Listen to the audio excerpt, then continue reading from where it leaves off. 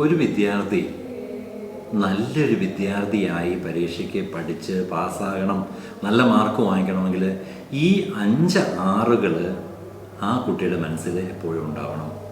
ഒന്നാമത്തെ 6 ഏതാണ് എന്ന് ആർക്കും സംശയമില്ല, അത് റീഡിങ് തന്നെയാണ്.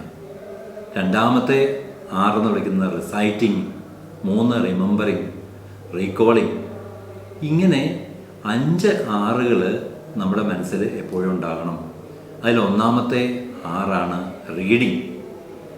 റീഡിങ് എന്ന് വിളിക്കുന്നത് മനസ്സിനെയും ശരീരത്തെയും ഏകാഗ്രമാക്കി പഠിക്കണം.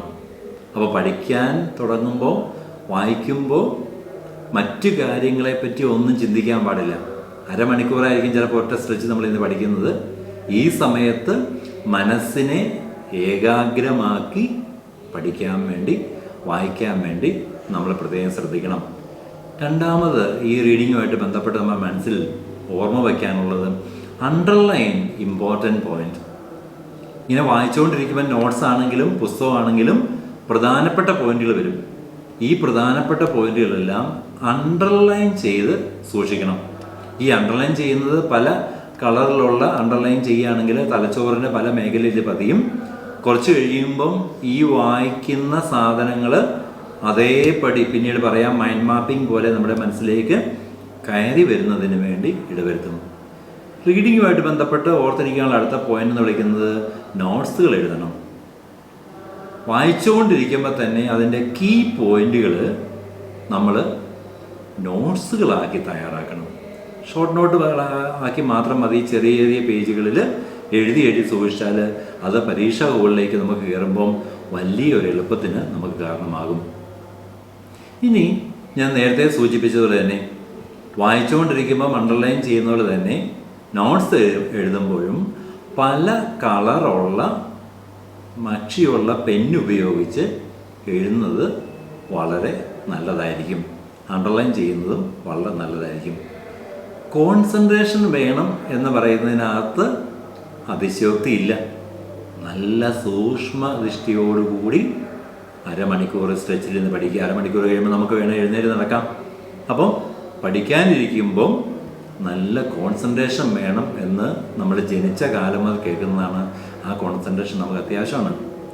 ഇനി ഞാൻ മുമ്പേ സൂചിപ്പിച്ച പോലെ തന്നെ ഒറ്റ സ്ട്രെച്ചിൽ ഒരു 30 മിനിറ്റ്, അരമണിക്കൂർ പഠിക്കും. അതിനുശേഷം ഇറങ്ങി ഒന്ന് നടന്ന് ഒന്ന് ഫ്രഷായിട്ട് വന്നൊരു 5 മിനിറ്റ് ഫ്രഷായിട്ട് വന്നിട്ട് വീണ്ടും ഇരുന്ന് പഠിക്കുന്നതിന് വേണ്ടി ശ്രമിക്കുക എന്നുള്ളതാണ്. ഇടയ്ക്കിടയ്ക്ക് വെള്ളം കുടിക്കണം എന്നുള്ളത് യാതൊരു സംശയമില്ല. കാരണം നമ്മുടെ തലച്ചോറ് പ്രവർത്തിക്കുന്നത് നമ്മുടെ ബാറ്ററിയൊക്കെ പോലെ തന്നെയാണ്. ഇതിന് നമുക്ക് വെള്ളം ആവശ്യമാണ്. അതുകൊണ്ട് പരമാവധി വെള്ളം കുടിച്ചുകൊണ്ട് വേണം നമുക്ക് പഠിക്കാൻ. എങ്കിലേ നമ്മുടെ തലച്ചോറിന് നല്ല ഉദ്ദീപനമാവുള്ളൂ, നല്ല രീതിയിൽ നമുക്ക് പഠിക്കാൻ സാധ്യമാവുന്നുള്ളൂ. ഇനി ഞാൻ മുമ്പേ സൂചിപ്പിച്ചതുപോലെ തന്നെ ചെറിയ പരിധി വരെയും ചെറിയ ദൂരമൊക്കെ ഒന്ന് നടക്കുന്നത് വളരെ വളരെ നല്ലതായിരിക്കും. ഓരോ പേജും പഠിച്ചു കഴിയുമ്പം ഒന്ന് ഓർമ്മിച്ച് നോക്കണം, ഇതുവരെ ഞാൻ എത്രമാത്രം പഠിച്ചു, അതെനിക്ക് മനസ്സിൽ കാണാൻ സാധിക്കുന്നുണ്ടോ, ഒന്ന് റീകോൾ ചെയ്യുന്നത് വളരെ നല്ലതാണ്. ഒരു പോയിന്റ് ഇതുമായിട്ട് ബന്ധപ്പെട്ട് വേറെ ഓർത്തിരിക്കാനുള്ളത്, ചില കുട്ടികൾക്ക് ഉറക്കെ പറഞ്ഞ് പഠിക്കുന്നതാണ് നല്ലത്. പറഞ്ഞ് പഠിക്കുന്നതുകൊണ്ട് കുഴപ്പമില്ല, നമുക്ക് എനർജി ചിലപ്പോൾ നഷ്ടമാകും എന്നുള്ളേ ഉള്ളൂ. എങ്കിലും അങ്ങനെ ഉറക്കെ പറഞ്ഞ് പഠിക്കുന്നില്ലാത്ത സ്റ്റുഡൻസിന് ഇടയ്ക്കിടയ്ക്കൊന്ന് ഉറക്കെ പറഞ്ഞ് നോക്കുന്ന വളരെ നല്ലതാണ്. അത് വേറെ ഒരു തോതിലേക്ക്, വേറൊരു പോയിന്റിൽ ഇത് നമുക്ക് വളരെ ഗുണം ചെയ്യുന്നതായിരിക്കും. 10ാമത്തെ ഒരു പോയിന്റ് റീഡിങ്ങുമായിട്ട് നമുക്ക് ബന്ധപ്പെട്ട് മനസ്സിൽ വയ്ക്കാൻ, നിവർന്നിരുന്ന് പഠിക്കണം. നട്ടെല്ല് നിവർന്നിരുന്ന് പഠിക്കുമ്പോൾ മാത്രമാണ് നമ്മുടെ മനസ്സിലേക്ക് നല്ല രീതി പതിയാൻ സാധിക്കത്തുള്ളൂ. നല്ല രക്തയോട്ടം ഉണ്ടാവും, തലച്ചോറ് ഉണർന്ന് പ്രവർത്തിക്കുന്നതിന് ഇടപെടും. 2ാമത്തെ 6 എന്ന് വിളിക്കുന്നത് റൈറ്റിംഗ് ആണ്.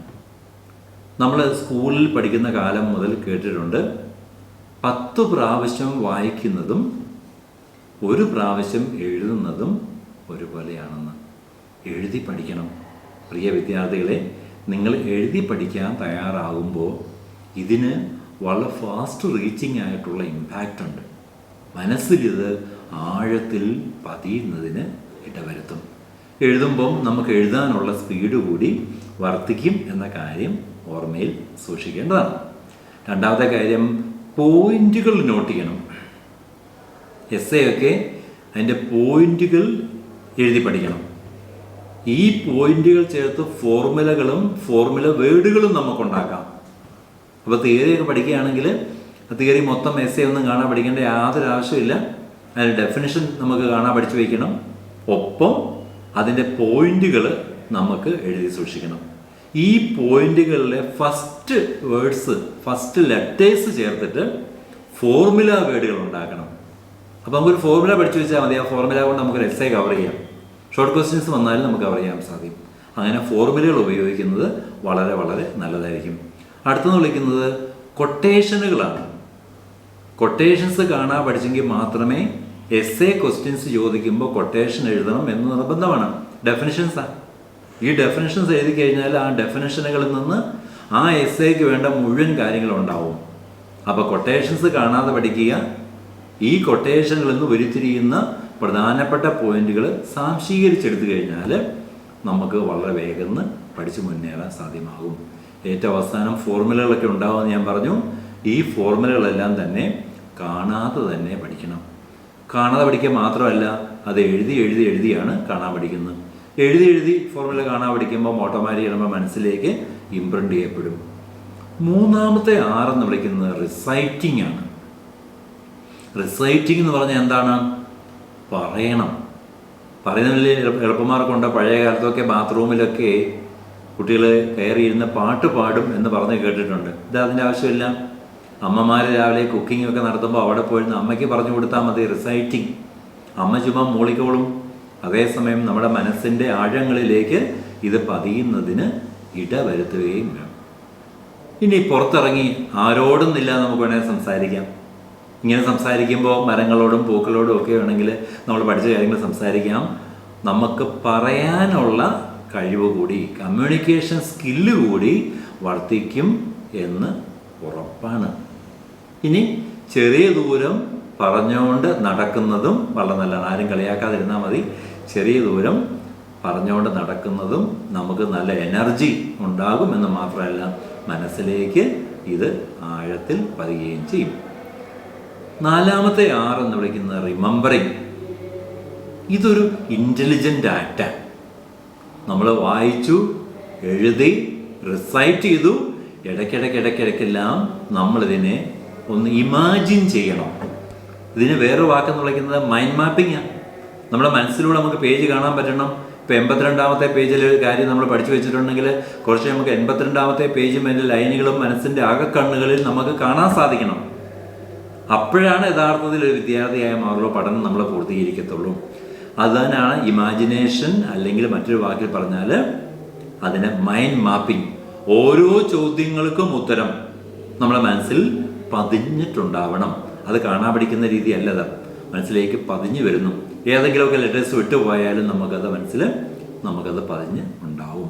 അവസാനത്തെ 6 എന്ന് വിളിക്കുന്നത് റീകോളിംഗ് ആണ്. ഒരു ചാപ്റ്റർ പഠിച്ചു കഴിഞ്ഞു, രണ്ടാമത്തെ ചാപ്റ്റർ കഴിഞ്ഞ് ഒരു സബ്ജക്റ്റ് തീർത്തു, അടുത്ത സബ്ജക്റ്റ് തുടങ്ങുമ്പോൾ കഴിഞ്ഞ സബ്ജക്റ്റിലെ ഏതെങ്കിലും മൊഡ്യൂളുകൾ മറന്നു പോകുന്നുണ്ടെങ്കിൽ അവ ഇടയ്ക്കൊന്ന് മനനം ചെയ്യണം. ഇടയ്ക്കിടയ്ക്ക് ഓർത്തുകൊണ്ടിരിക്കണം. ബസ്സിലൊക്കെ പോകുമ്പോൾ പുറത്തോട്ട് നോക്കി ഇങ്ങനെയുള്ള കാര്യങ്ങൾ നമുക്ക് മനസ്സിൽ ഓരോന്നും ഓർമ്മ വെക്കണം. കാരണം ഇനി പരീക്ഷയുടെ സമയമാണ്, ഞാൻ പറഞ്ഞു കഴിഞ്ഞു. ഇനി മാർച്ചിലേക്ക് പരീക്ഷ, മാർച്ച് ഏപ്രിൽ പരീക്ഷയാണ്. ആ സമയത്ത് ഇനി അധികം ദിവസങ്ങളില്ല. ആ സമയത്ത് മനസ്സിൽ ഒരു DVD പിക്ചറിൽ കാണുന്നത് പോലെ ഓർമ്മിച്ച് നോക്കണം. ഒരു സിനിമ പോലെ ഓർമ്മിച്ച് നോക്കണം. ഓരോ ചോദ്യങ്ങളും ഓരോ പേജും ഓരോ ഉത്തരങ്ങളും നമുക്ക് അങ്ങനെ ഓർമ്മിച്ച് നോക്കാൻ സാധിക്കണം. എങ്കിൽ മാത്രമേ പഠനം നമുക്ക് എളുപ്പമാക്കാൻ പറ്റുള്ളൂ. അപ്പോൾ ഈ എപ്പിസോഡിൽ നമ്മൾ 5 ആറുകളാണ് കവർ ചെയ്തിരിക്കുന്നത്. ഈ 5 ആറുകൾ ഹൃദയസ്ഥമാക്കി നമുക്ക് മുന്നേറിയാൽ ഈ ചെറിയ സമയപരിധിയായ 60-70 ദിവസങ്ങൾക്കകം നമുക്ക് പഠിച്ച് നല്ല മാർക്ക് വാങ്ങിക്കാമെന്ന് മാത്രമല്ല, നമ്മുടെ സബ്ജക്റ്റുകളിൽ ആഴത്തിലുള്ള നോളജ് നമുക്ക് കരസ്ഥമാക്കാനും സാധിക്കും. അതുകൊണ്ട് പ്രിയപ്പെട്ട വിദ്യാർത്ഥികൾ, ഈ ദിവസം ഈ 5 ആറുകൾ ട്രൈ ചെയ്തിട്ട് ഉന്നത മാർക്ക് വാങ്ങാൻ സാധ്യമാകട്ടെ എന്ന് സ്നേഹപൂർവ്വം ആശംസിക്കുന്നു. Thank you.